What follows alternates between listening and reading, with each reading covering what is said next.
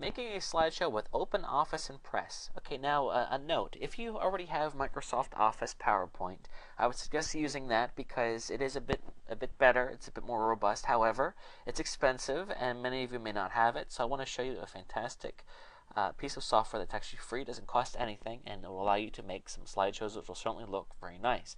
It's a program called OpenOffice. You can get it by going to openoffice.org. And they ask for your, I think, your email address, and then you can download it. It's a big program. It's about 150 megs, but I highly recommend it. It actually has a word processor, even a spreadsheet. It's basically Microsoft Office, but for free. So you just go ahead and you download it. Now, once you have OpenOffice, there are several programs within it, and you want to open up OpenOffice in Press, and that is where you'll be able to make slideshows. So just go ahead and download that.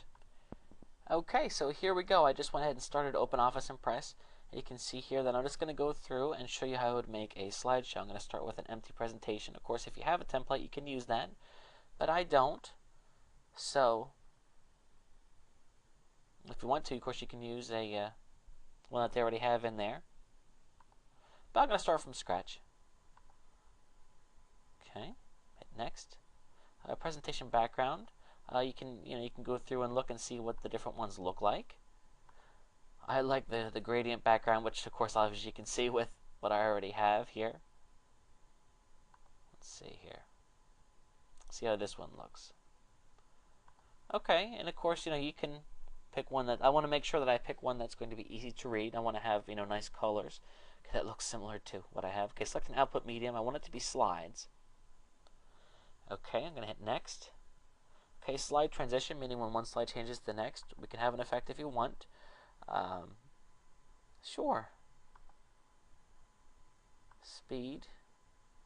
Okay, medium. I'm actually going to be doing it myself. It's not going to be automatic. Default. Okay. I'm going to hit create. Alright, screen got a bit big there on me.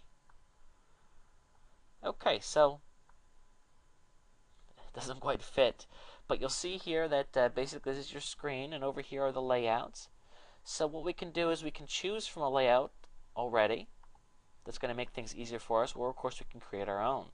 You can have pictures in your slide and whatever. So I'm just going to go ahead and use this one here because it looks like a good match. Okay, so let me bring up my script and show you how this works.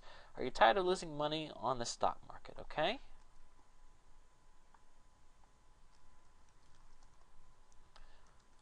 Tired of losing money on the stock market. Okay, so this actually isn't the best template because I need to just have this be here. So I'm going to go ahead and center that. I'm going to make it easier to read, so I'm going to go ahead and highlight the text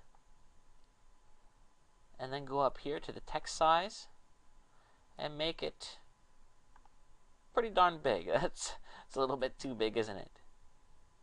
Okay, I think that's pretty good. It's pretty easy to read. If I wanted to, I could mess around with the font type to make it even easier to read.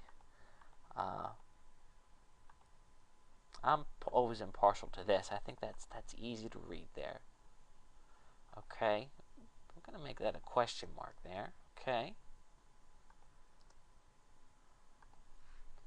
Okay, now I'm going to go ahead and we can go to the next slide.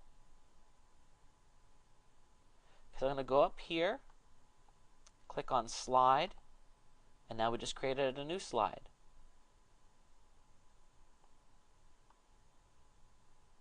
Okay, this is slide number 2 there, 2 of 2. And what I guess I could do is go back to the first slide right here and copy this and then go ahead and paste. Okay, so what I'm doing here is I'm pasting my format in. So there's my first slide. I'm going to go to the second slide and change this text to my next stuff here. Okay, are you tired of get-rich-quick schemes? Okay. Are you tired of get-rich-quick schemes? Okay.